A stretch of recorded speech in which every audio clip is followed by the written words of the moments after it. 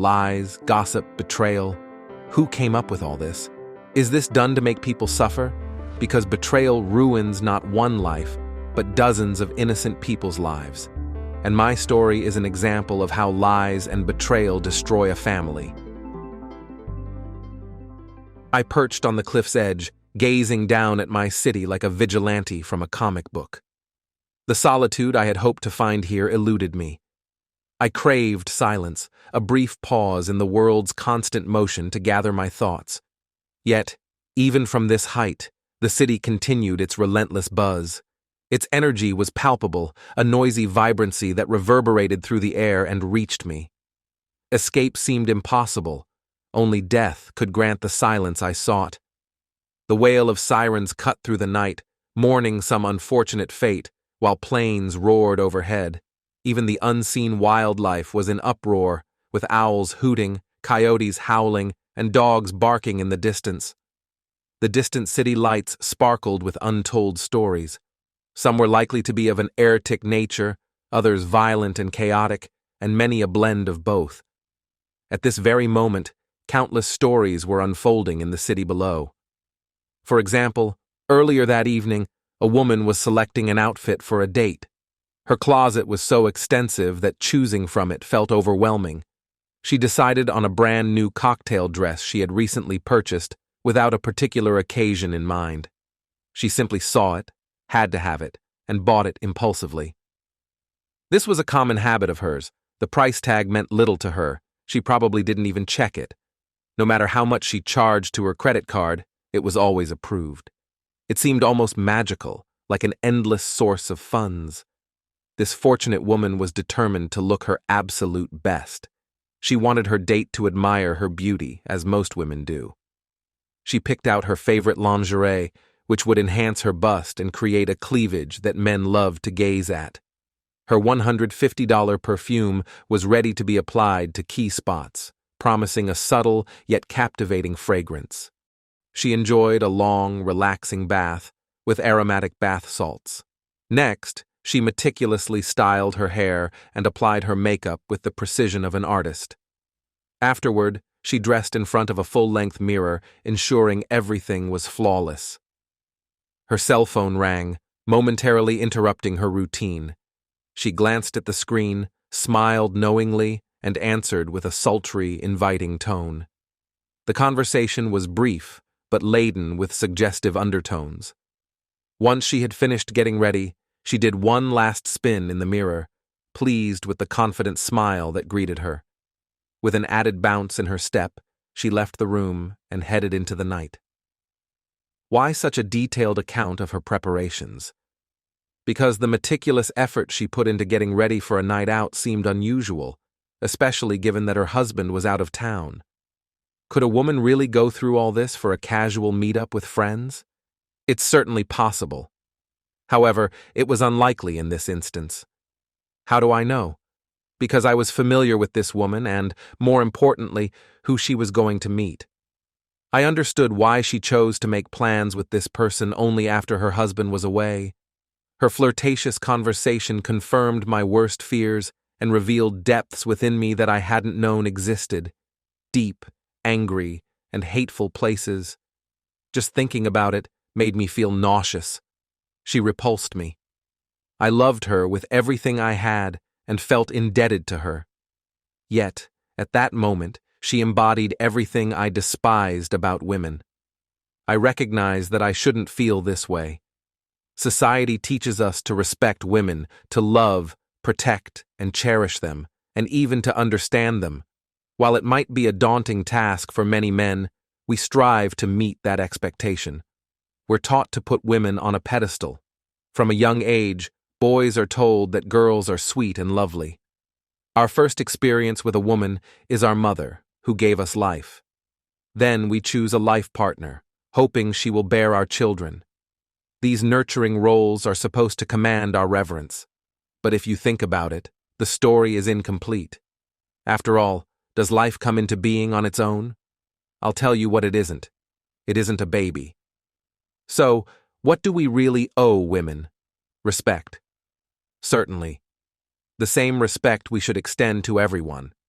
However, why do many people feel that women deserve more respect than men? While it's not stated explicitly, society often places greater value on women's lives compared to men's. For instance, in sitcoms and family comedies, wives are portrayed as attractive, smart, and capable women who are left to manage or clean up the mistakes of their bumbling husbands. Shows like Father Knows Best have been replaced by ones like Everybody Loves Raymond, not criticizing that show, just using it as an example. What does this signify? It means that women are often treated as if everything they do and say is beyond criticism. Their words are taken as truth, even when they're not correct. They are only seen as wrong when they admit it themselves, or are forced to admit it after all other options are exhausted. Meanwhile, men are often told to stay silent if they want to avoid conflict. Why has questioning women or holding them accountable for their words or actions become equated with misogyny? Men are frequently subjected to this scrutiny. Why are double standards only unacceptable when they don't favor women?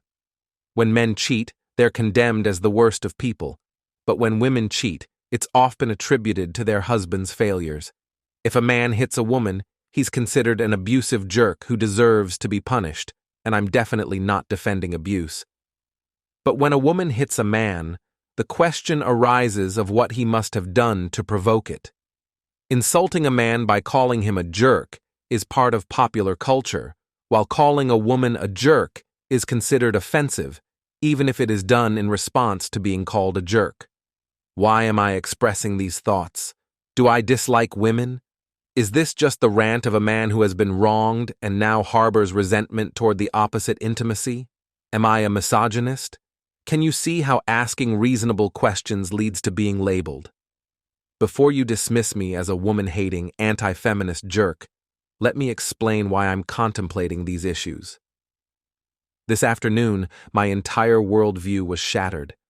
Everything I was taught as a young man was overturned in moments. The lessons my parents gave me about marriage turned out to be false. My mom's advice about treating women well was misleading, and my dad's notion of being a real man was flawed. They shaped my expectations of marriage, and they are why I find myself standing on this metaphorical and literal cliff. I think I need to revisit the beginning. Maybe by doing so, we can understand how I arrived at this point and see how I ended up standing on this precipice. 4 years ago. That's a wonderful woman you've got there, son. Take good care of her, respect her, be the man I raised you to be. My dad beamed with pride as he spoke, pulling me into a hearty embrace and giving me a firm pat on the back. I will, Dad. I promise. We stepped back after the brief hug, standing in one of the church's back rooms in our matching tuxedos. We waited for the right moment to walk down the aisle to my future. I could hear the excited murmur of the crowd in the sanctuary. Where's Mom? He smiled and chuckled. You know your mother. She's barking orders at the bridesmaids and driving everyone mad. Even the priest has had a taste. A look of concern crossed my face. Dad, please don't let her stress Tabby out, especially not today. This day is about me and her, not about Mom. You know how she can be when everything has to be perfect. Son, relax. Your mom is just excited and wants everything to go smoothly. She's been dreaming of this moment since she first held you in her arms. Dad! Son, look at me! My dad interrupted firmly, placing both hands on my shoulders. He took a deep breath, signaling me to do the same. I followed his lead. You're nervous. I understand exactly what you're going through. I went through it myself. Every man does. If you weren't nervous, I'd be worried. I nodded in agreement and took another deep breath. Calm down, he continued. Nothing is going to stop Tabby from marrying you. Nothing. She loves you deeply. Even your mother can't drive her crazy enough to make her change her mind. You're right, I said, trying to calm my nerves. My stomach was in knots. This was it, the moment of truth. I was about to pledge my life to Tabby and vow to be faithful to her. I loved Tabby with all my heart. I wanted no one else but her. Still, the thought of being her husband for the rest of my life was a bit overwhelming. After all, I was only 23. If I lived to 85, that meant the rest of my life would be 62 years. What if my love for her wasn't strong enough? What if I wasn't a good enough husband? What if she looked back and regretted marrying me? What if someone better came along? What if... My father must have sensed my dark thoughts, and again, he pulled me out of them. I want you to think about me and your mother. Look at us. We've been married for 17 years, and I've never regretted it. You and her are the most precious thing in my life, and without both of you, it would be empty. I love her as much now as I did when I first saw her in a wedding dress. She means everything to me. Things haven't always been smooth between us. After all, I'm 9 years older than her. This age difference sometimes complicates the situation. We have difficulties and quarrels, but we always overcome them. She knows I'm here for a long time. After all, each of us has each other for life. Nothing will separate us.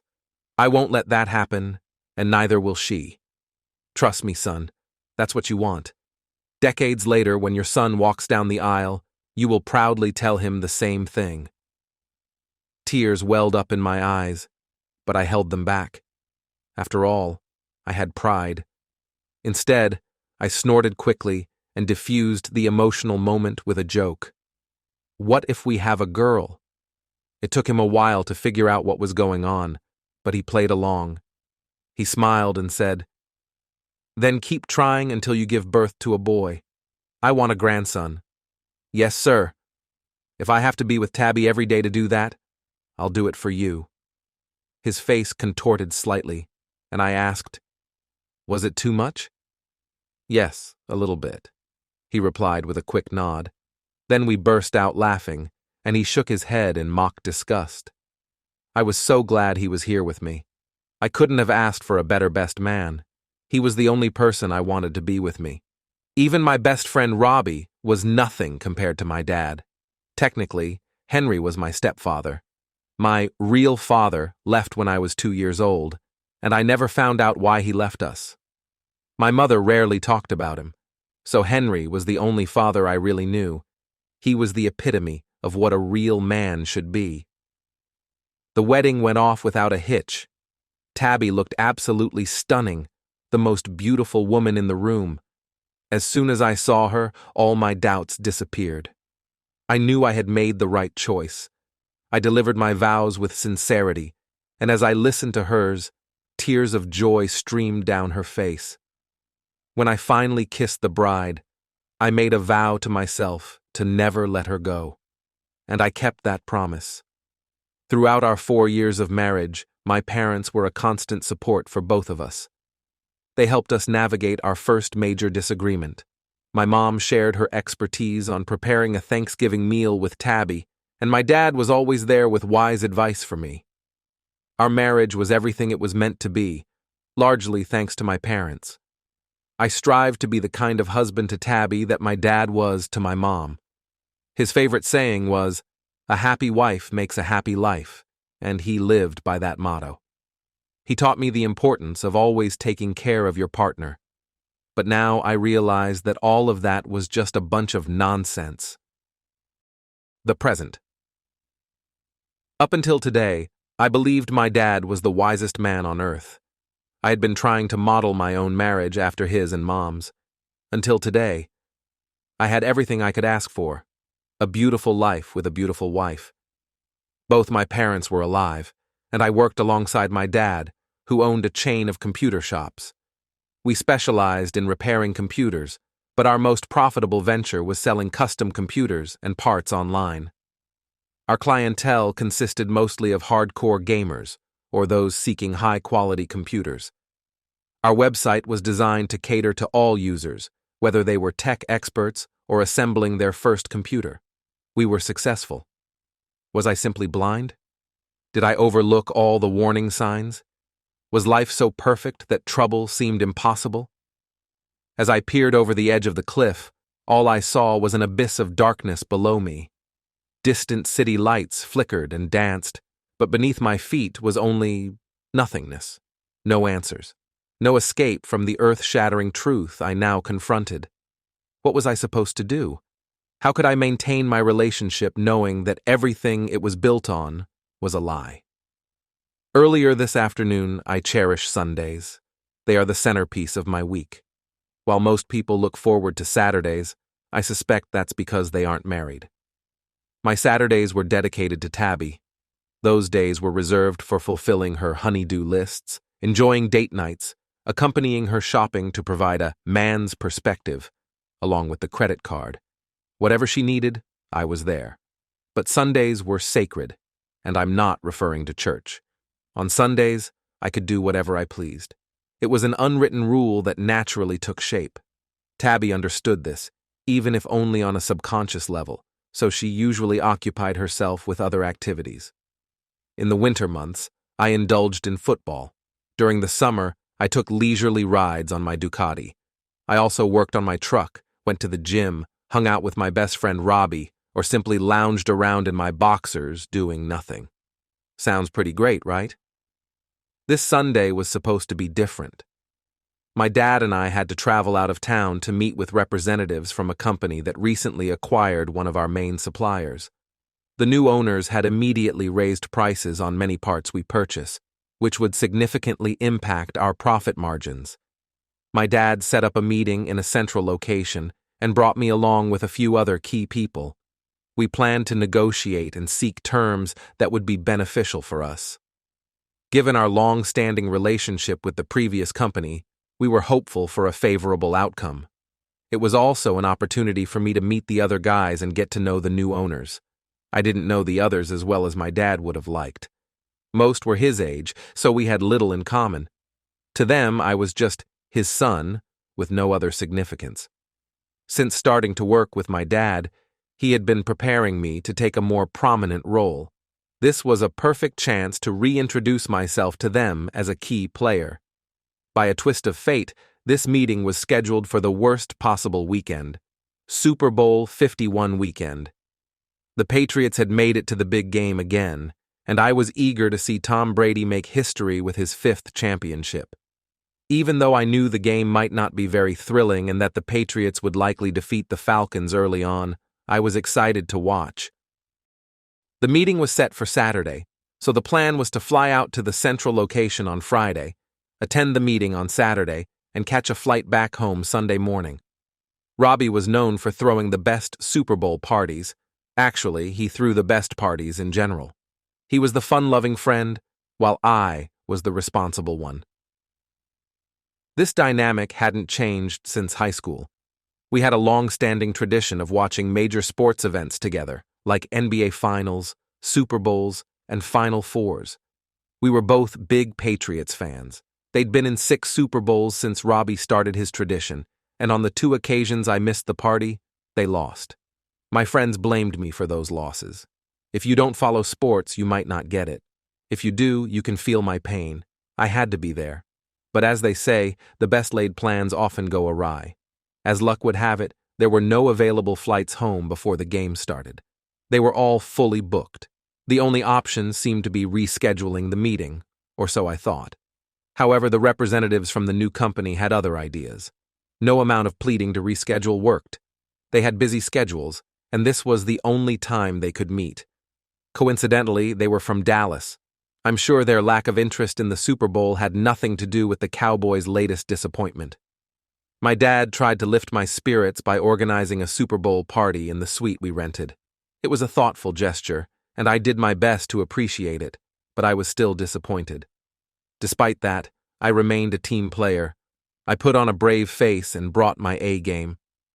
We arrived on Friday, and all of us strategized on how to approach the meeting, making sure we were prepared and sharp. The next day, we had our meeting.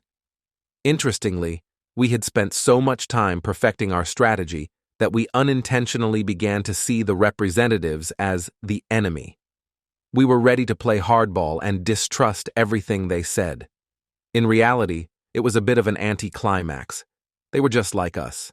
They didn't show up in expensive suits or with condescending attitudes. Instead, they were friendly, polite, open, and even shared some jokes with us. When it came to the negotiation part of the meeting, things did become serious. We outlined our needs, and they shared what they were authorized to offer. My dad tactfully reminded them of our reputation and the significant business we had previously done with their predecessors. He suggested that they wouldn't want to lose that business if they couldn't meet our needs. The reps had to call their home office, and we eventually reached a favorable agreement. The folks in Washington could learn a lot from small business owners who, despite disagreements, listen to each other. They end up compromising and finding solutions that work for everyone. But hey, we're not politicians, are we? If it were easy, anyone could do it. Anyway, I digress. We felt pretty good about how things went. Even though I should have been happier, I was still quite disappointed about missing the real party. I know Dad had good intentions, but Robbie's parties are always epic. He could make even a bar mitzvah fun. Hanging out with a bunch of older guys in a suite didn't quite compare. Plus, if the Pats lost, I'd be in serious trouble. Not that there was any real chance of them losing. The game would probably be over by halftime. Still, you can never be too cautious. Dad finally suggested I catch a flight to the nearby city, rent a car, and drive the rest of the way home. I might not make it by kickoff, but I could at least catch the second half with my friend. See? That's why I love him. I managed to change my flight, after shelling out a small fortune, of course, and book a compact car for the drive. Dad and the other guys still wanted to stay and watch the game in the suite. They're veteran husbands, you know the type, married for over a decade, relishing the rare break from the old ball and chain and squeezing out every bit of freedom they can get. So, I managed to get home early. Isn't that always when some life-changing revelation seems to happen? Damn cliches. I can't stand them. In the end, it's always the small choices that build up. Whether it's fate or just random chance, a tiny deviation from the usual path can lead to huge consequences. I practically made a sonic boom with the rented Nissan Versa as I sped down the highway. I didn't know those cars could go that fast. I was listening to the game on the radio, and I was not pleased. Not pleased. The score was 14-0, and the Falcons had just intercepted the ball. I had to get there. I knew Robbie and the rest of my friends were probably cursing me. It was almost halftime when I got home, and I found out Tabby wasn't there. I was hoping to surprise her, but then I remembered she and my mom were supposed to hang out this weekend. I called her cell. She answered on the second ring and greeted me as usual. We had a pretty standard conversation. I decided to keep my presence at home a secret. I figured if I stayed quiet, I wouldn't be expected to be home before curfew. I could make it to Robbie's before the second half started and hang out with my friends as late as I wanted. Hell, I could even stay the night at Robbie's, which meant I could get as drunk as I wanted. Considering the game score, that seemed like it might be necessary. By the time she realized the change of plans, if she ever did, I could just play dumb and apologize for forgetting to let her know. Save your judgment. I'm sure hundreds of other guys have done the same or worse. I was preparing to wrap up the conversation, thinking of a smooth exit so I could head over to Robbie's. I asked, "You're with Mom, right?" I assumed she was, so I wasn't really expecting an answer. It was just a good way to say, "Have fun, and I'll see you later." Yeah, I'm with Mom," she replied in an odd voice after a brief hesitation. Something about her response immediately caught my attention. The pause felt strange, and her tone hinted at dishonesty. I decided to probe a bit more, asking, "Are you at our house or my parents'?" I glanced around the empty house, hoping to gauge her reaction. "At their house." "Why?" she asked, sounding somewhat defensive. I almost felt relieved she didn't say our house, but the defensive tone made me uneasy. Initially curious, I was now genuinely concerned. It was one of those feelings that's hard to pinpoint, but you can sense it if you know someone well. "No reason. Just missing you, that's all," I said, trying to ease the tension. I didn't want to argue. I knew how this conversation would unfold, and it would likely leave me frustrated with no resolution. "Got any plans for today?" I asked casually. Oh yeah, you know us, always the party animals, she said with a sarcastic tone. Then she added, Hey, I have to go. Was she trying to rush me off the phone? Okay, sweetie, just make sure to use protection if you meet any new guys. I love you, and I'll talk to you soon, I said, trying to keep the mood light. We often joked like that, so I didn't think much of it. That was until there was a long pause before she responded. Love you too, Dre, bye. I was already grabbing the keys and heading out the door. Why was she acting so strangely? I needed to find out. My parents' house was close to Robbie's, so it wouldn't be a major detour to stop by on my way. I didn't want to give up my freedom, but something was bothering me. It was a risk I had to take. When I arrived at my parents' place, I used my key to let myself in quietly. I expected to find Mom and Tabby in the living room, but it was empty. I quietly made my way upstairs to check if they were in the bedroom, perhaps watching TV or something. They weren't there either, but I found something else. The master bedroom was quite spacious, so Mom didn't notice me slightly pushing the door open. She was standing in front of the mirror holding up a cocktail dress. It was very alluring. I tried to discreetly look around for my wife, but she wasn't there. Part of me wanted to announce my presence, but something felt off. My instincts told me to stay quiet and observe for a moment, so I did. I just watched her. She was humming as she examined herself in the mirror. In the background, I could hear the bath water running. Her makeup items on the vanity were laid out, as if she was preparing to apply them. For a woman whose husband was out of town, this seemed unusual. My world fell apart when her phone rang. She glanced at the screen, smiled, and answered. What is it, Charles? She said with feigned irritation. Her tone was flirtatious and playful. I gasped as a wave of nausea hit me like a Bernard Hopkins punch. Charles was the name of my biological father, the one my mother never spoke about. She refused to answer any questions concerning him. I always assumed he was long gone. Could this be the same Charles? If so, why was she talking to him, and with that tone?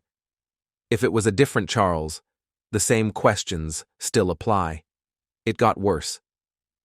You've been impatient for the 30 years I've known you, and it's not improving, she said in that same tone, confirming my fears. I'm getting ready now.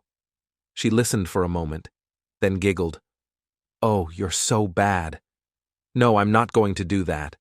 I'm not some streetwalker, you know. More listening, then another giggle. Yes, well, I'm not that easy, at least not always. I'll admit that your charms do have some effect on me. But I'm a married woman. I can't go around town without pantyese. You already have trouble keeping your hands to yourself. She listened a bit longer, then her expression darkened. Stop that. Stop it right now. I'm married to him, okay? You had your chance with me, and you blew it. You walked out on me. I loved you with everything I had, and you just left. I still love you, I admit that. But I'm much smarter now than I was back then. I may not love Henry the same way, but that doesn't mean I'm going to leave him for you. Love isn't everything. I learned that the hard way thanks to you. So don't think that just because I give in to you occasionally, you're getting a second chance. We have intimacy. That's it. If you can't accept that, then feel free to leave. This time, stay gone. That was the moment my heart shattered. My mother, the woman I believed all women should aspire to be like, turned out to be a liar and a cheater, everything she had warned me to avoid. How could she betray Dad like this? How could she do this to me? After all the years of her lecturing me on treating women well and holding Dad up as the example of a real man, was this how women treat real men? I should have confronted her, stormed into the room and yelled at her. But I didn't. I couldn't. No matter what she did, she was still my mother. So I left. I simply retreated, got in my car, and drove away. I drove without direction for a while until I ended up here at this cliff. What was I supposed to do? I wanted to stay on solid ground, metaphorically speaking. I wished I could return to my innocent life, but that was gone. They say certain events force you to grow up. Losing a parent, a serious illness of someone close, or the end of a close relationship are often cited as such moments. I had been fortunate to avoid these tragedies, at least for now, but this was just as devastating. This was my moment of crisis. I felt like I had aged 10 years since I rented a car to come home just a few hours ago. I couldn't bring myself to do what I knew was necessary. I had to leap. I had to face the end of the ideals I was raised with, the end of the belief that my parents were perfect. I didn't know what awaited below, how I would land, or what damage would be done. All I knew was that something had to give. I had to take the plunge and confront the reality before me. I had to tell Dad. He needed to know.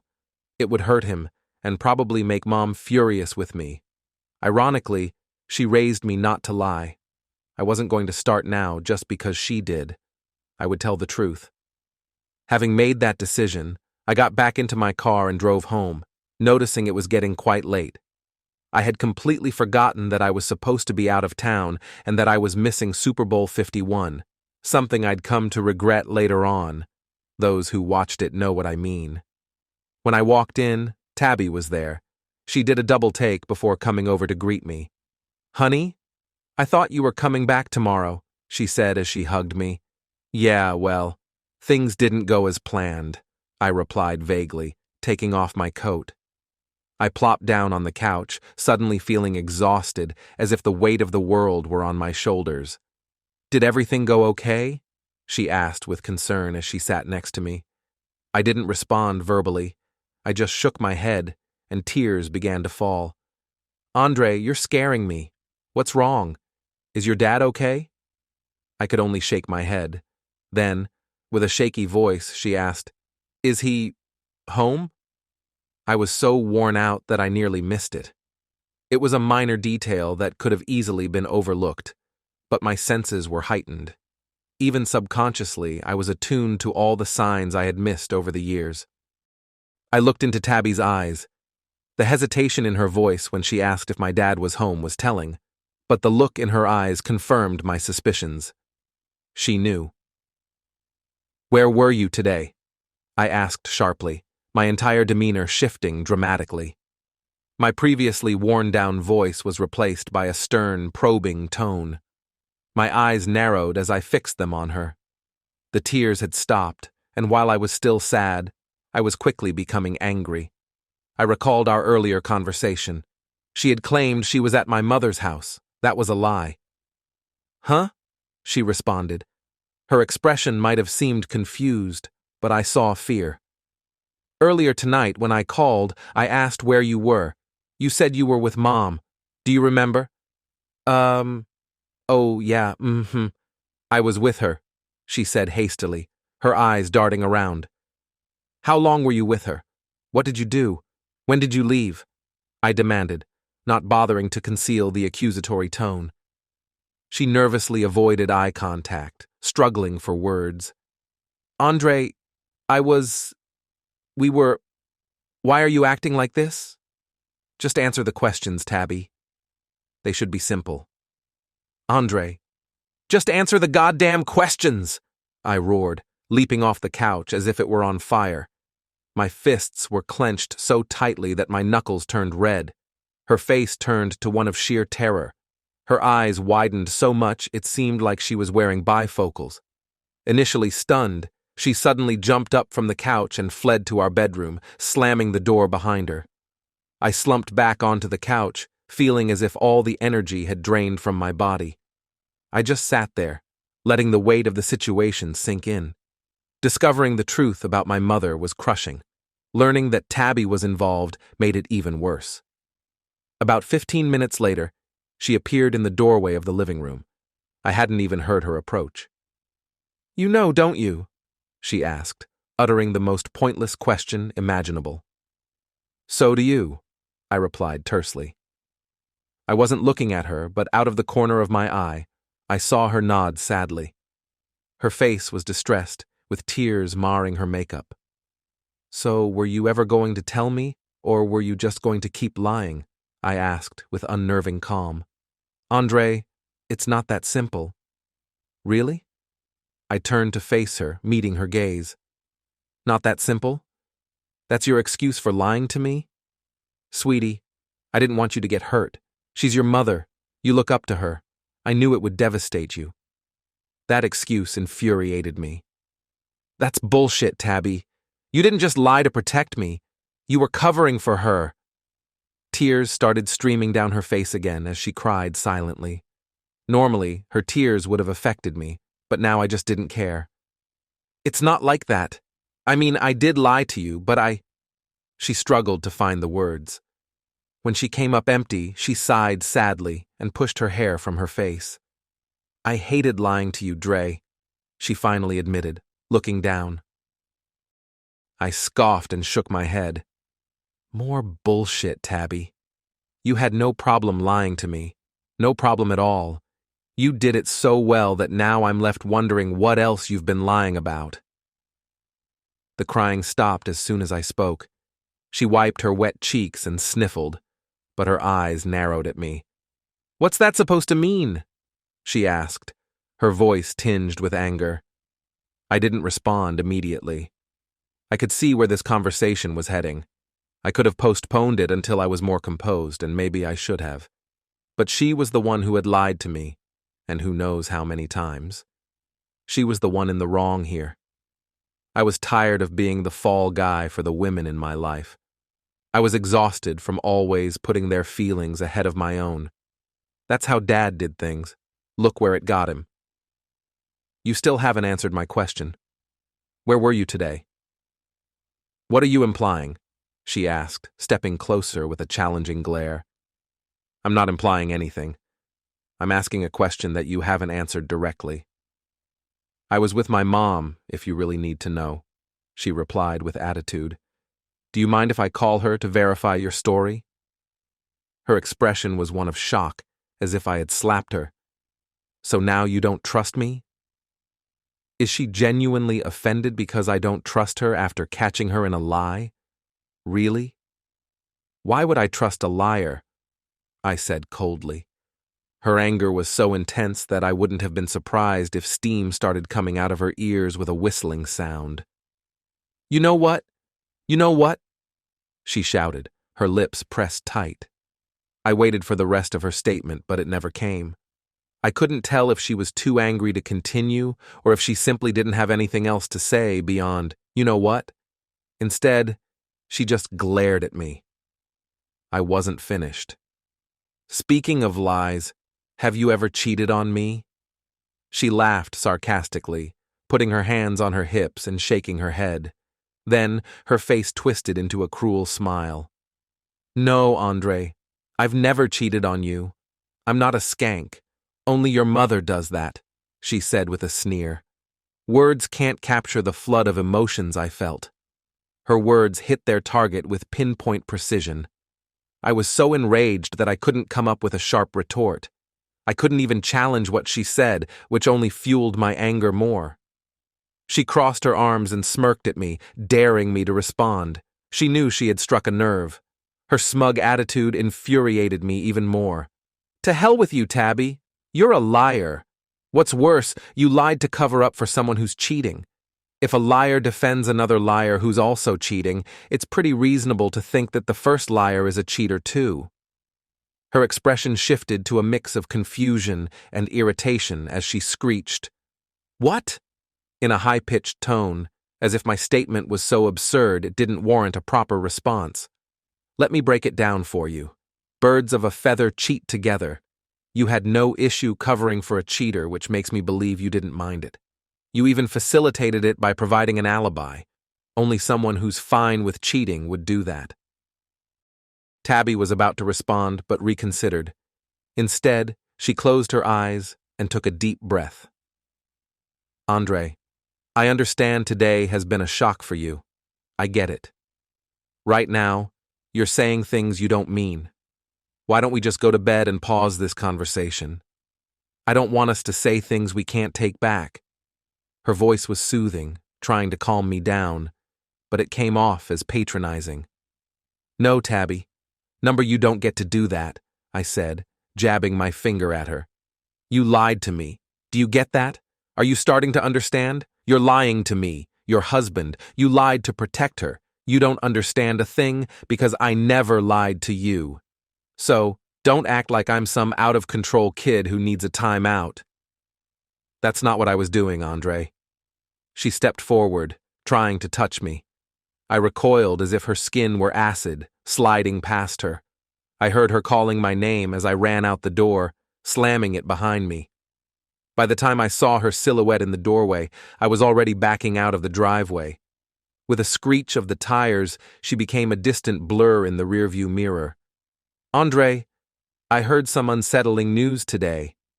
I was lying on my bed, playing Street Fighter II on my Super Nintendo, when my mom walked into my room.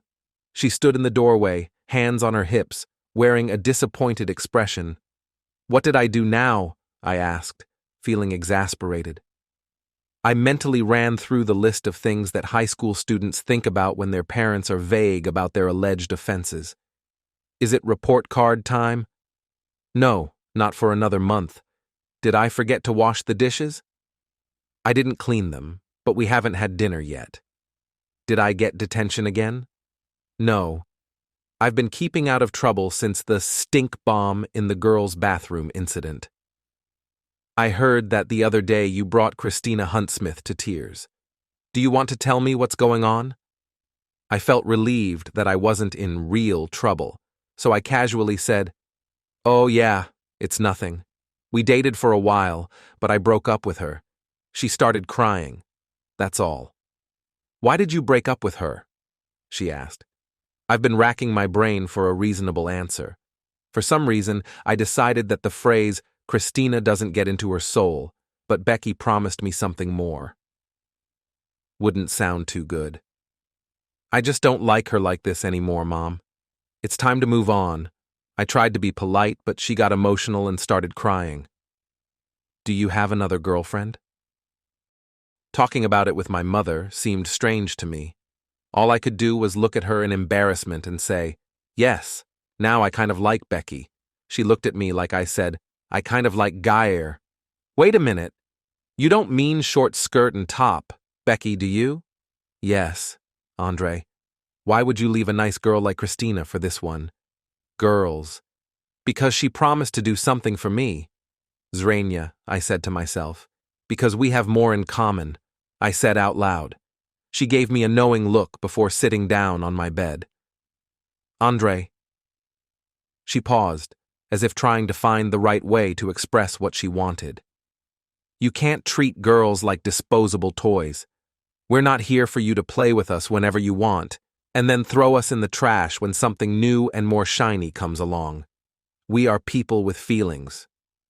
"Yes, Ma, but—" "What if your father had done this to me?" She interrupted.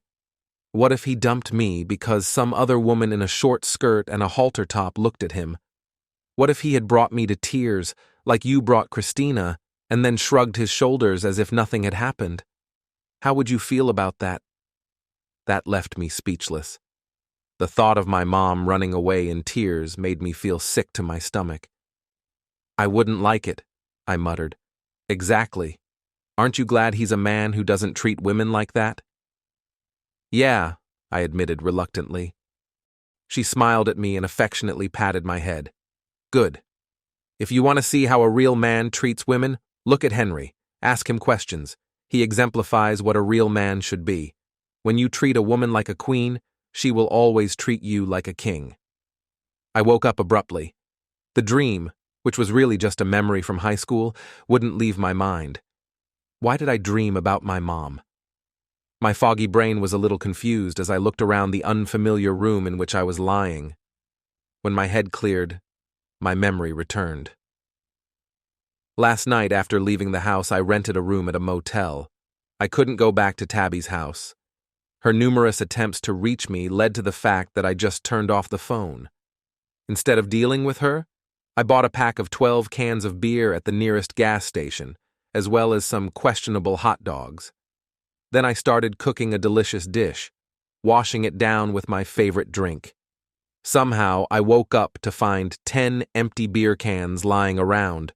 On top of that, it turned out that somehow I had turned on an adult film that had been suspended. I writhed in pain as I staggered out of bed and staggered into the bathroom to pee. When I returned, I turned on my phone to see what time it was. Surprisingly, it was only the beginning of the 10th. Unsurprisingly, there were about 20 missed calls, as well as 12 text messages. A couple of messages were from my mother, from which I learned that Tabby had spoken to her. No doubt Tabby made it clear to her that I was privy to the fact that she was a girl of easy virtue and round heels. She was probably freaking out, hoping that I wouldn't tell my father.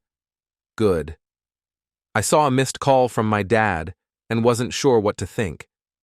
Was he trying to get in touch with me after talking to Mom, or was he just letting me know he arrived safely? I wanted to call him back, but I hesitated. I wasn't sure what to say. I wanted to tell him everything because he deserved to know. I was certain Mom hadn't shared the whole story with him, even if they had spoken. But I just couldn't bring myself to do it. It felt like putting a wounded animal out of its misery, knowing it's the right thing to do but struggling to go through with it. Frankly, I dreaded the thought of shattering his world. If it drove me to the edge of insanity and she's my mother, how would it affect me if she were my wife? I decided to avoid the direct conversation. Instead of calling him, I sent a brief text to get a sense of where he was at. It read, "Make it home okay?" Expecting he wouldn't reply immediately, I took a shower to wash off the smell of the day's struggles. I felt better until I realized I had no clean clothes. This meant I had to put on the same clothes I wore the previous day, through a 3-hour flight, a 4-hour drive, and a night filled with 120 ounces of beer. After that, I checked my phone to see if he had responded, and he had. His message said, "Where are you? Tabby's a mess. She says you two had a fight, and you left." So, he did talk to them. It seems those deceitful women left out the real reason for our argument. Now he probably thinks I'm the villain. Typical. Did I even know them at all? Was every woman just a liar? It was time to face the situation head on. I was done avoiding what needed to be done. As I've said before, he deserved to know the truth. I sent a final text before gathering my things and leaving the room. It read, "Meet me at Tony's. Just you. Don't tell Mom or Tabby. Please, it's important." I didn't wait for his reply. I knew he'd show up. I went to the front desk to settle my bill, got a raised eyebrow from the clerk for the adult content charge, got into my truck, and drove to Tony's. He arrived 20 minutes after me. I had already ordered his favorite pizza and drink, which arrived just minutes before he walked in. "Hey, son, pizza for breakfast? On a diet or something?" he joked as he slid into the booth. I wanted to respond lightheartedly, but all I could manage was a serious look. Sensing the change, his smile faded into concern. "Come on, Dre, what's going on?" I tried to speak, but the words stuck in my throat, unwilling to come out. They seemed to want to remain a dark secret, but I forced them out. "Mom's cheating on you," I finally blurted. The words hung heavily in the air. It took a moment for the news to sink in. His confused look turned to recognition. "What?" he asked, his voice full of disbelief. I didn't need to repeat it. He heard me and, more importantly, believed me. His question was merely a reflex to the shocking reality I'd presented. I felt terrible. The agony on his face was almost unbearable.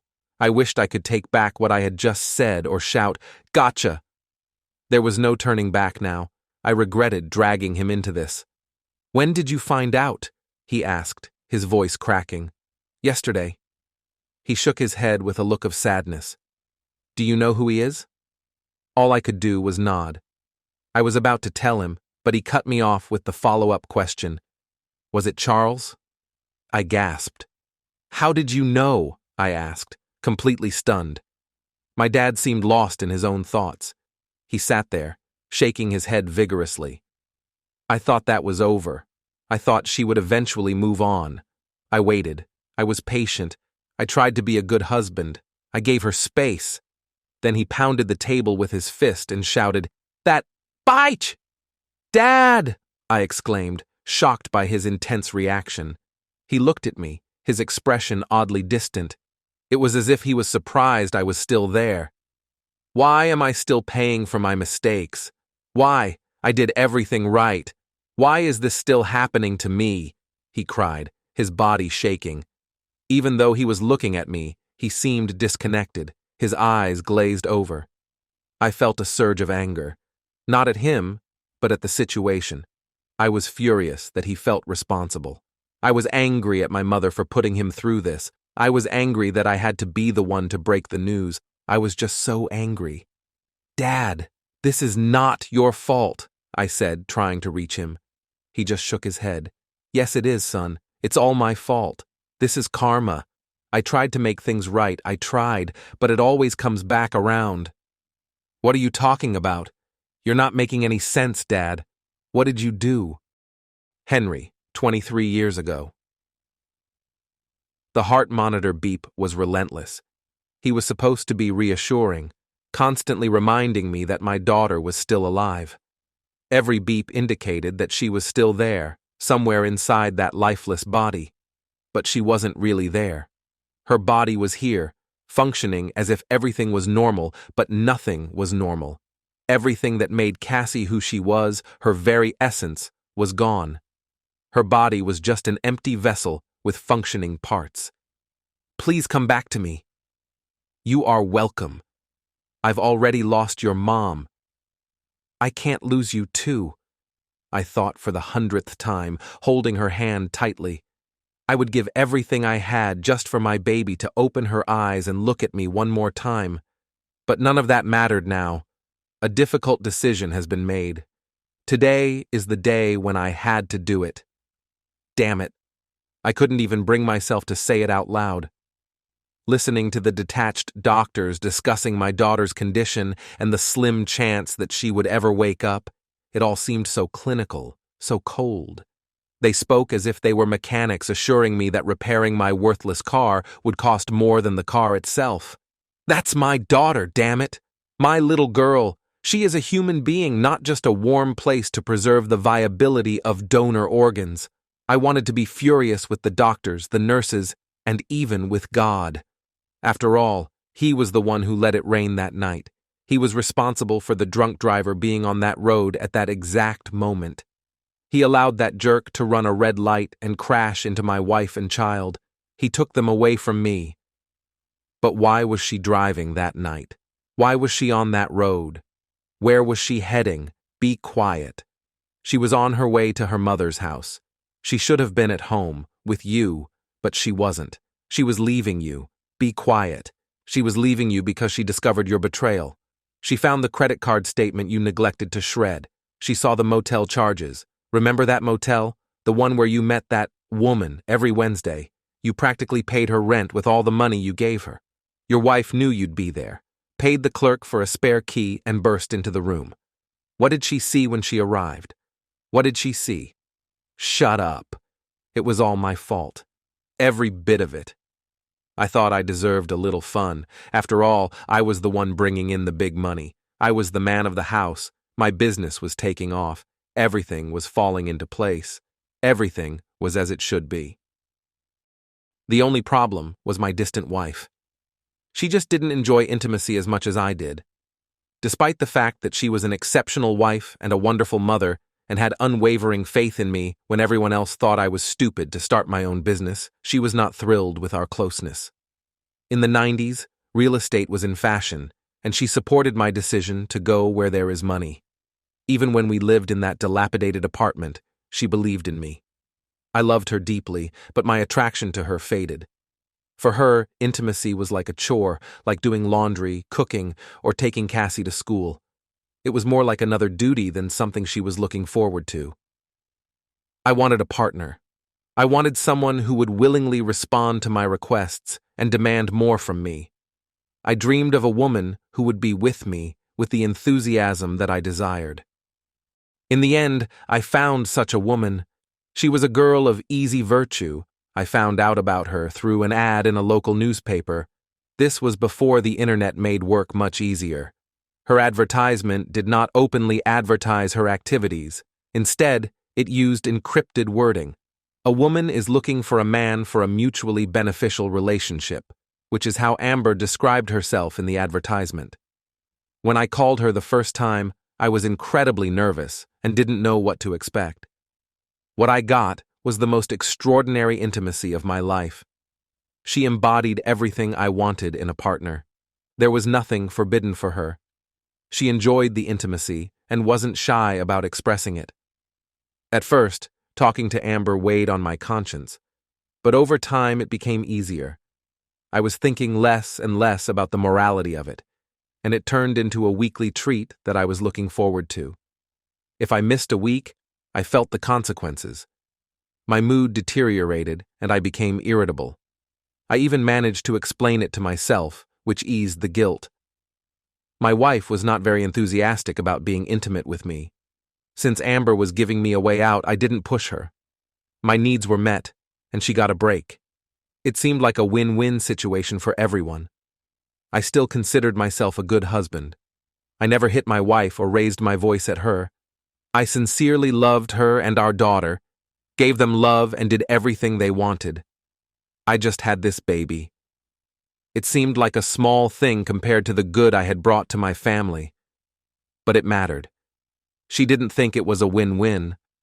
All she saw was betrayal and pain. That's why she took this path. That's why she died on the operating table. And that's why I said goodbye to my daughter one last time before they unplugged her. Andre, the present. Dad was shaking uncontrollably, tears streaming down his face. All I could do was sit there in stunned silence. The man I had always known as my father was not the same person from the story. It said that discovering your parents aren't perfect is one of life's harshest realities for any child. The past 24 hours had been incredibly sobering. I wanted to feel for my dad, but all I could think about was how everyone I loved had let me down over the weekend. One by one, they disappointed me. Piece by piece, they shattered my understanding of what marriage was supposed to be until there was nothing left. I was left with no solid truth to hold on to. Dad, I don't know what to say. That only seemed to make him more upset. His crying intensified, and he buried his face in his hands. I had never seen my dad cry before, not once. I had never realized until now that he was capable of such emotion. Is that why you put up with Mom cheating on you? Because you thought you deserved it? I asked. It's karma, son. You and your mother are my second chance. I owe it to my daughter to be the best dad I can be to you, and I owe it to Cynthia, my first wife, to be a good husband to your mom. Dad, I paused, trying to find the right words. I wanted to be tactful, but I realized I no longer cared about being polite. That's bullshit, I finally said. He looked at me, surprised, since I never swore at my parents, but I didn't let that deter me. You think you deserve to be cheated on because you were a bad husband to someone over 20 years ago? That's bullshit. Plain and simple. Andre, I'm still your father. No, Dad, it's your turn to listen, I said firmly. His mouth closed. All my life, you and Mom taught me about treating women with respect. Well, you treated Mom right. Regardless of how you treated your first wife, you did right by Mom. She had no right to cheat on you, not a damn right. Allowing it because of some twisted idea of karmic justice is a slap in the face to everything you taught me about being a man. It made him reflect. Things grew quiet between us, but then I noticed a new look in his eyes, one of respect. Not just the usual respect he had for me because of our relationship, but the kind of respect one man shows another. He gave me a nod with a faint smile. He even let out a small laugh, tinged with sadness, but still a laugh. It's not every day a son outsmarts his father. You mean, aside from the basketball court, right? I've schooled you plenty of times, old man, I teased with a smirk to lighten the mood. After a moment, he finally gave a genuine laugh. Old man? You call me that, yet you're the one with memory issues. There must be another reason for your forgetfulness, he joked, patting me on the shoulder.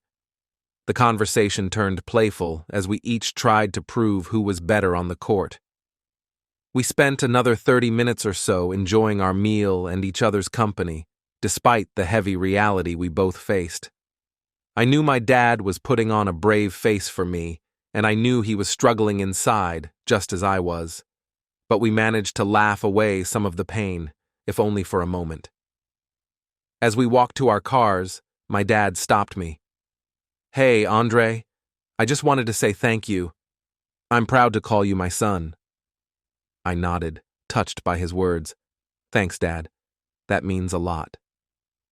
We stood there for a moment of awkward silence before I asked, "So, what are you going to do about Mom?" He shook his head and sighed. "I don't know. I really don't. As long as I don't lose you, though, I'm okay with whatever happens." "You'll never lose me, Dad. Don't worry about that. You need to do what's right for you." He extended his hand, and I grasped it firmly for a handshake. Then, he pulled me in for one last hug. "I love you, son. No matter what happens, never forget that." "Same here, Dad. Same here." 6 months later. I knocked on the door to my parents', or rather, my mom's house. There was a time when I would have just used my key and walked in, but that time was long gone. Since I told my dad about her and Charles, my mom and I hadn't really been on good terms. She felt betrayed that I hadn't come to her first to discuss things before I lost it. The gap widened further when Dad filed for divorce. She completely cut off communication with me after that, sinking into a depression and blaming me for her situation. I tried reaching out, attempting to mend our relationship, but she rejected all my efforts. It seemed like all she wanted was an apology from me. An apology from me? How absurd is that? She was the one who cheated and shattered the family, yet she was the one expecting an apology. What? No matter how much I wanted to maintain a relationship with her, there was no way I was going to apologize. If anything, she owed everyone an apology. So we remained in that deadlock. After a month of being flatly rejected, I stopped trying altogether. When I gave up, it seemed to me that some part of me had died. After all, she was my mom. No matter what, I still loved her. It hurt me too. Didn't she see it? The relationship between Tabby and me has deteriorated. We lived in the same house, but I was nothing more than an empty shell to her. I guess I was partly punishing her for her role in breaking up my parents' relationship, and I can admit that. But in many ways it was just disbelief. My attitude towards women in general has deteriorated dramatically. Because of my mother's infidelity, because she rejected me, expecting an apology for the consequences of her actions, and because of the breakdown of my own marriage, I valued little in women. In my eyes, they have become deceitful, cruel, and manipulative. I perceived the double standards of society as a form of warfare. Every encounter with women only fueled my anger. I even announced something like a boycott. I stopped opening doors to women, giving up my place if a woman is standing, stopped complimenting them. That's it. For me, chivalry is dead. I saw it as a system designed to turn men into willing slaves. I vowed not to succumb to the all-powerful charm of women. Tabby felt it more keenly than anyone else. She tried to apologize for lying to me and make amends, but I wouldn't let her do it. I was trapped in my own world of anger and malice. Like me, she eventually stopped trying to get close, faced with my constant rejection. She no longer greeted me when I came home. We stopped watching TV together, and our once vibrant life was barely afloat. There was no laughter, no deep conversations, except for the discussion of bills, no signs of life. The only positive outcome was that my dad managed to keep his business, which was a major concern of his. Since it was thriving before he married my mom, and with the help of a skilled lawyer, he retained it in full. He did have to pay alimony, and she kept the house, but that was more bearable than losing half of his business. Today, my dad asked me to visit my mom, as he thought she would need support. The final papers arrived today, and he wanted to ensure she was coping well. This was one of those moments when I wished I wasn't an only child. Why couldn't I have had a younger sibling to handle this instead? It wasn't that I didn't want to see her. I was just weary of being rejected by her. How could she expect me to become an accomplice in deception and betrayal, especially against my own dad? I felt I had done the right thing, standing up for what I believed was right, even when it meant going against everyone else. Then again, they taught me many things they themselves didn't follow. Why should this be any different? But I had promised to check on her, so after months of avoiding the place, I found myself at her house. After knocking 3 times with no answer, I considered leaving. Yet a promise is a promise, so I used my key and entered. I was somewhat surprised the locks hadn't been changed. I expected the house to look different. It had once been a home to my family, but now it felt like something else. It was just as I remembered, yet everything had changed. The only visible difference was the absence of family photos. That missing element transformed the house from a home into a beautiful, empty shell. I found my mom in the living room, engrossed in the TV. An unopened manila envelope sat on the coffee table in front of her. Instead of sitting on the couch, I stood in the doorway and called out, "Mom?" "It's me, Andre." She didn't acknowledge me at all, sitting there as if I were a ghost she couldn't see or hear. "Mom, I know you can hear me." Eventually, she turned to look at me. I could see the anger in her eyes, though they were mostly clouded with sadness. After a moment, she turned back to the TV. "What do you want, Andre?" she asked in a flat tone. I came to check on you. Just to make sure you're okay," I said, struggling to keep my emotions in check. "I'm fine," she replied in that emotionless voice. When a woman says, "I'm fine," like that, it doesn't really mean I'm okay. It means, leave me alone. I was on the verge of turning away, but something snapped. All the months of being shut out boiled over, and I felt a surge of indifference. "You know what, Mom? You're a real bitchy." That caught her attention. She turned to me, her nostrils flaring like a bull's in rage. "How dare you speak to me like that?" I didn't back down. "Oh, so now you want to talk to me? Is that what it takes to get you to notice me?" She jumped off the couch and stormed over to me. "I am your mother, boy. I brought you into this world, not the other way around. Don't you ever think you can come into my house and talk to me like that. Do you hear me?" she shouted, jabbing her finger into my chest repeatedly. I stood my ground. This was the first time we'd spoken in months, and I wasn't about to back down and let it fade away. "If you're my mother, then act like it. I'm your son, and you treat me worse than a stranger on the street." Her eyes remained filled with fury. "You're my son, but that didn't stop you from stabbing me in the back." "I stabbed you in the back? What about what you did to me?" "What I did to you? Grow up, Andre. That was between me and your father. It had nothing to do with you." "You ruined my family, Mom. And on top of that, you took away the very foundation of my marriage. That has everything to do with me." "Come on, Andre." "No, Mom. Don't you understand what you did to me? Everything you taught me was a lie. Everything. Remember how you said that if I treated a woman like a queen, she would treat me like a king? Remember that?" For the first time, she was silent. I took a moment to say what I've wanted to say to her since it all started. "You always told me that Dad should be an example of how a man should treat women. I base my understanding of a man's role in a relationship on this. According to your advice, you should have treated your father royally. And yet you went on a date and slept with a man who treated you badly. What does this say about marriage?" "Eh?" To her credit, she burst into tears. She didn't make excuses and try to shift the blame onto me. She wasn't looking for a scapegoat. Instead, she just stood there with tears streaming down her face. Then she suddenly pushed me away and ran upstairs. I waited a few minutes, listening for any signs of what she was doing, but the house was too big for me to hear anything. After a minute or two, there was silence, and I went to look for her.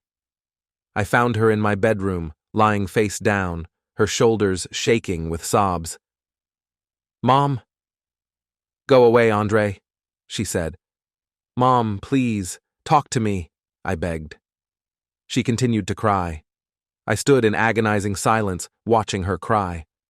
I wanted to comfort her, but at the same time, I wanted her to feel the pain. Realizing that she wasn't going to let me in, I shook my head and got ready to leave. And then I heard her speak. Don't go, she begged, her voice trembling almost to a whisper.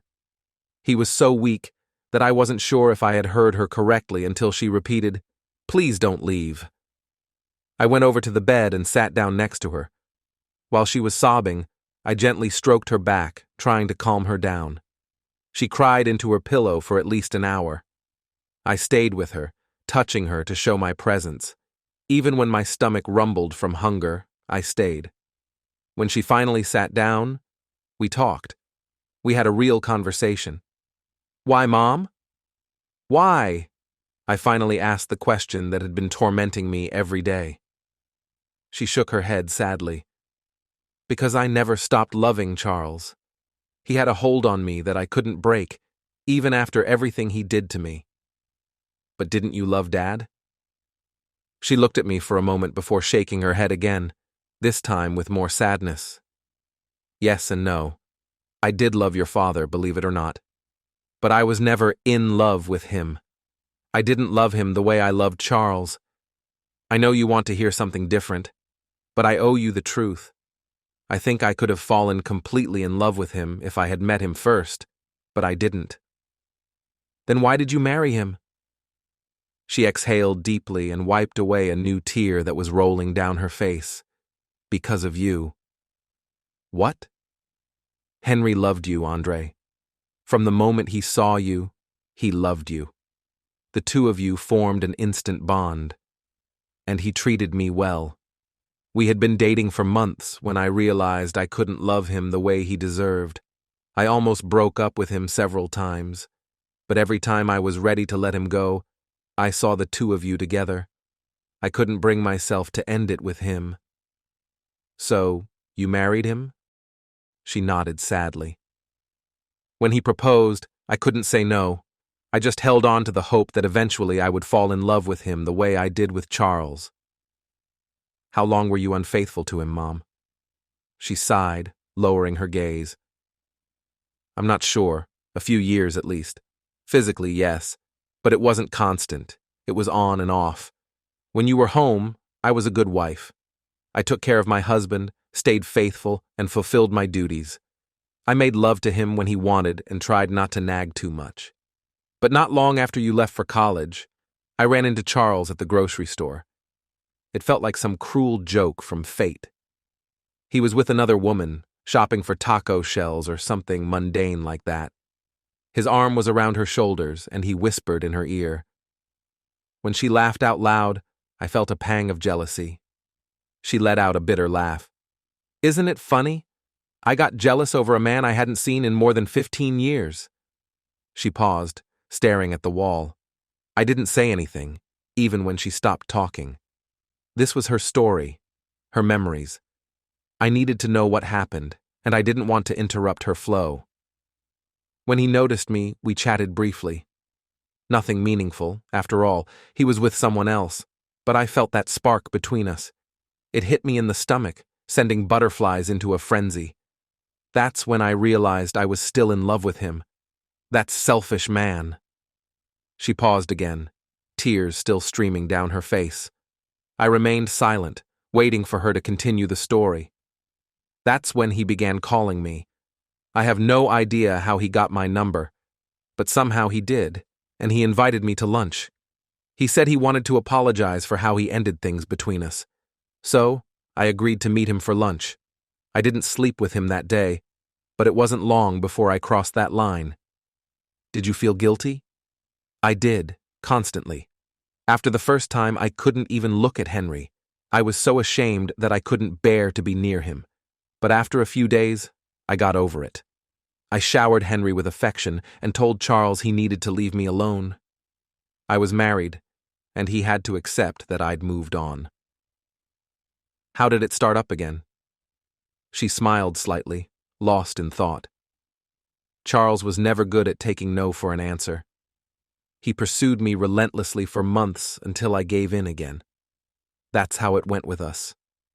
We'd get caught up in the passion, I'd feel guilty and tell him to back off, and he'd chase after me until I gave in once more. It became our cycle. Was it worth it? I asked. Her expression darkened. It was the biggest mistake of my life, she said plainly. I wasn't entirely sure how I felt at this moment.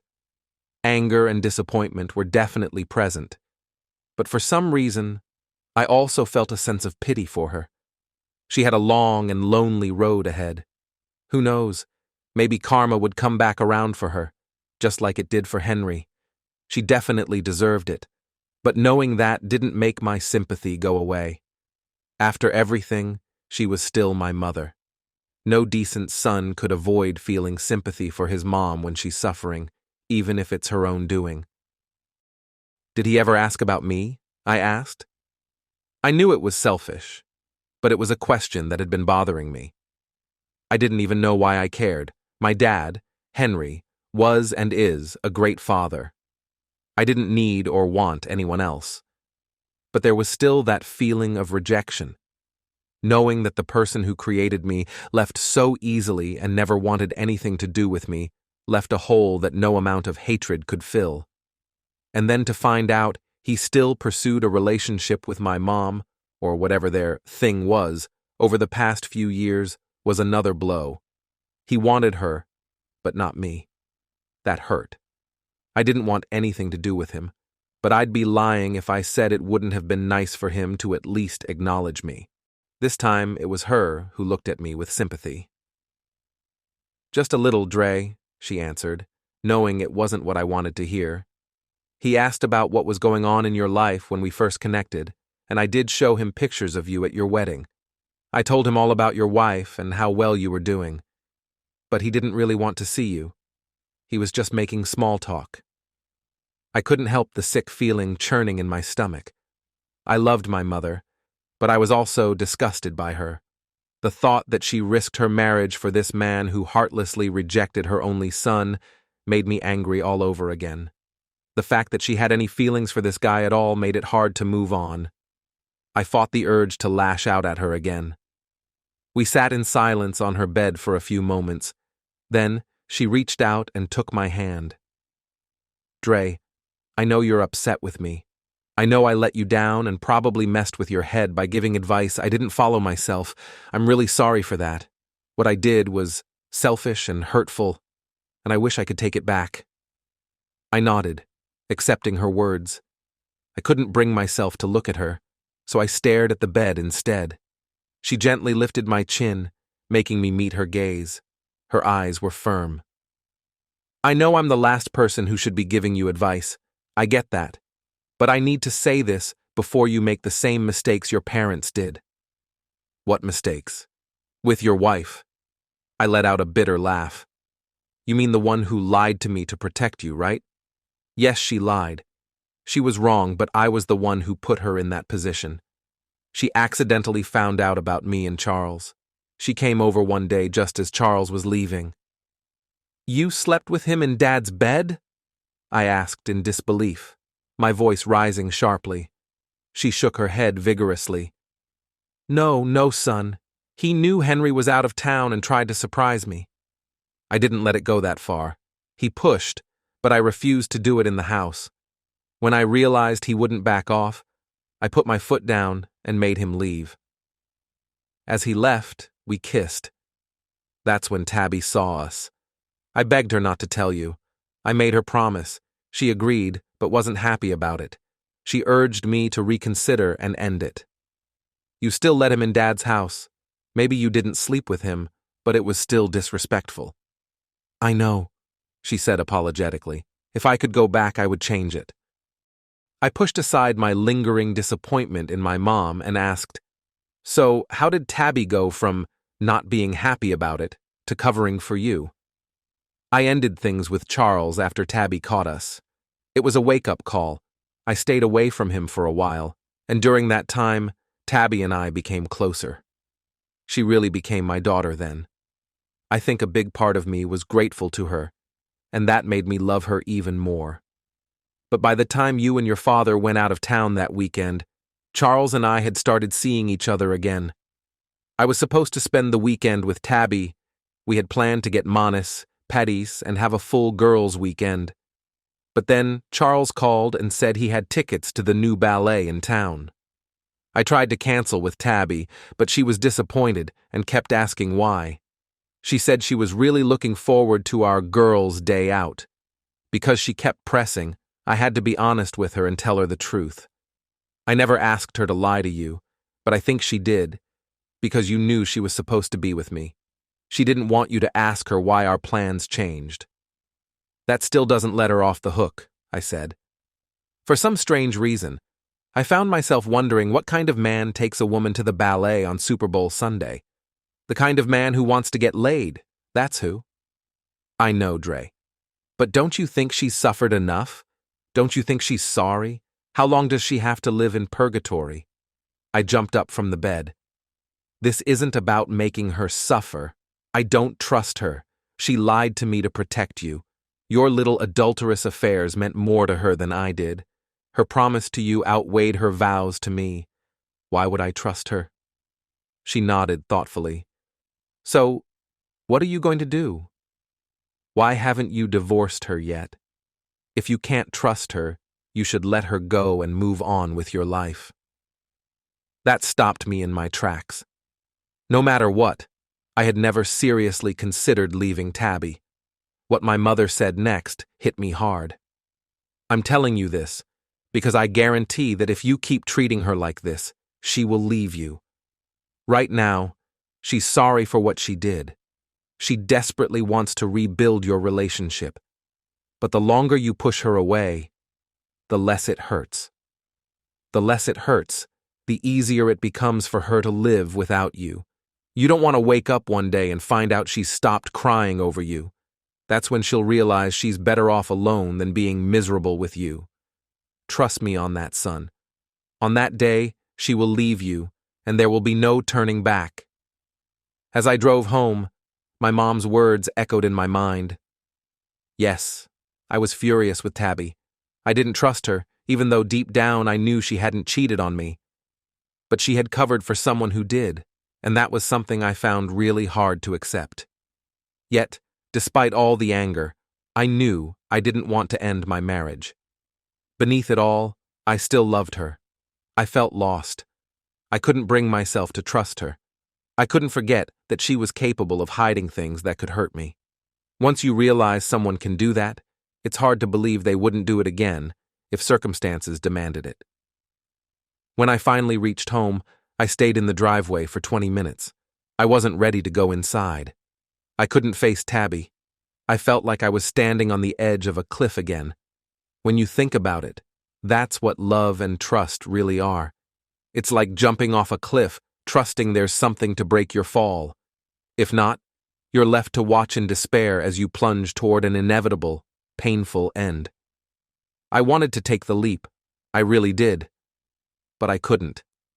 I wasn't completely sure anymore that something was there to catch me. Out of nowhere, I remembered something my dad used to say, a piece of wisdom from one of the many lessons he taught me. Son, when faced with what seems like an impossible task, you have two choices. You either run from it, or you figure out how to tackle it. The solution doesn't always come right away. Sometimes the only thing you can do is take the first step and fight like hell until an answer appears. If you don't fight, you'll never have a chance to win. The only question I had to confront was this: was my marriage worth fighting for? Yes, it was. I loved Tabby. Unlike my parents' marriage, Tabby and I truly loved each other. We chose each other without any conditions or hidden agendas. So, I took a deep breath, put one foot in front of the other, and took the plunge. When I entered the house, I found her sitting on the couch, reading a book. She glanced up to acknowledge me, then continued reading. Instead of retreating to another room like I had done before, I sat down next to her. She looked up at me again, this time with surprise in her eyes. "Tabby, we need to talk." Immediately, she tensed up, and tears started to fill her eyes. I didn't understand why, but I pushed forward. I want us to go to counseling. We've been in this Cold War for too long, and we need to do something before we end up like my parents. She let out a shaky breath and gasped for air. You mean, you're not… Oh my God, Andre, I thought… With that, she collapsed into my arms, clinging to me as she cried into my shoulder. Suddenly, I understood her strange reaction. You thought I was leaving you? No, Tabby, no! Her crying intensified. Please, doctor. I'm so sorry. I should never have lied to you. I stroked her back. I know, but we have more to work through than just the lying. I have to trust you for this to work, but right now I don't. I want to. I really do. But I can't. It's not just about the lie itself. It's more about why you did it. She pulled back to look at me. I don't understand. You lied to me to help my mother cheat. To me, that says two things. First, you don't seem to have a problem with cheating as long as it's the woman doing it. You've told me many times that if I ever cheated, you'd cut my balls off. Yet, you had no issue with my mother cheating on my father. Second, it shows me that you don't respect me or my feelings. You cared more about helping my mother cover her tracks than considering how it would affect me. Those are two huge obstacles to overcome. She nodded sadly. I understand. I wasn't consciously doing it for those reasons, but I can see why you would think that. But I would never, ever cheat on you. No matter what you think of me, I need you to know that. I thought it over. I didn't like what she had done. Actually, I hated it. But eventually, I had to admit that it must have been hard for her. She was in a tough spot. Yes, she should have told me. But I understand that it wasn't easy. And honestly, I don't really think she cheated. I know I told her that only someone who approves of cheating would cover for a cheater, but I also realized that maybe someone who didn't know how to handle a difficult situation and was afraid of being the reason for a family falling apart might do what she did. Anyway, we'll talk about it in counseling. Like I said, there's a lot we need to work through, but I'm willing to put in the effort if you are. She hugged me again. I'm more than willing to work on it, baby. I love you so much, Andre. You're the best man I know. 1 year later, I tried to keep it together. I really did. But I couldn't. The anger was too much to contain. There he was, not even 20 feet away from me, laughing, smiling, mocking me with every breath he took. How could he walk away untouched? After all the pain he caused, why should he escape karma's bite? I knew my dad would want me to walk away. I knew he'd tell me to just let it go. I could almost hear his voice, repeating like a mantra in my mind. But I couldn't let it go. I just couldn't. So I approached him. I thought I was calm, but some witnesses said I looked ready for a fight. Others didn't see it that way. I only wanted to scare him a little, make him feel the need to look over his shoulder at night. What I didn't expect was for him to say the one thing that would push me over the edge. Hey, I know you. You're my son, right? I don't remember hitting him the first time. I don't even remember the second. All I recall is being pulled off him by 3 guys while he groaned on the floor. I hoped the judge would go easy on me. I'd never been in trouble with the law before. I was a hard-working man, married, with a baby on the way. Yes, Tabby was pregnant. I thought I'd just get a slap on the wrist. After all, I was only guilty of taking out the trash. I was lucky. To begin with, it looks like my mom and dad finally did something together. They visited Charles in the hospital. While there, my dad asked my mom to bring him coffee. As soon as she left, he talked to Charles. My father suggested he should drop the charges against me. He reminded Charles that he turned the other cheek when Charles slept with his wife, but he couldn't do the same when his son was at stake.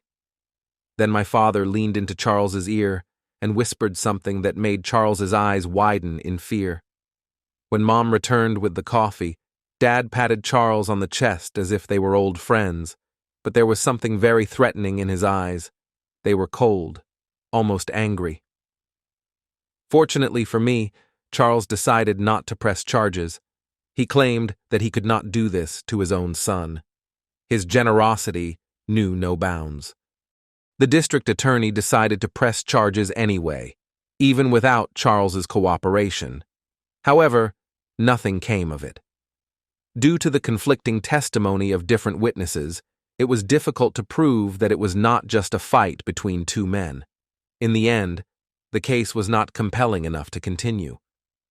The district attorney had dealt with tougher criminals before, and he shouldn't have wasted time getting involved in a father-son dispute. Sometimes karma works in mysterious ways. My parents never reconciled, but they managed to move past most of the pain. Over time, my dad stopped harboring resentment towards my mom, and she found a way to forgive herself. By the time their granddaughter was born, they could even be in the same room together. Neither of them remarried. I believe they were both worn out by relationships. They had married each other as a way to make up for past mistakes, and afterward, they didn't feel the need to pursue marriage again. Tabby and I sought counseling. We found a wonderful therapist named Bethany Carter, and she was incredibly helpful. It took time for me to rebuild my trust in Tabby, and I also had to resist the temptation to project the anger and disappointment I felt towards my mom onto her. No matter how tough things got, we never stopped fighting for our marriage. There were good days and bad days, but gradually, the bad days became fewer. We came to realize that everything we went through led to better communication between us. It turns out that when you take a leap of faith, everything changes. Some things get broken and others get damaged, but the things that are truly unbreakable survive the fall.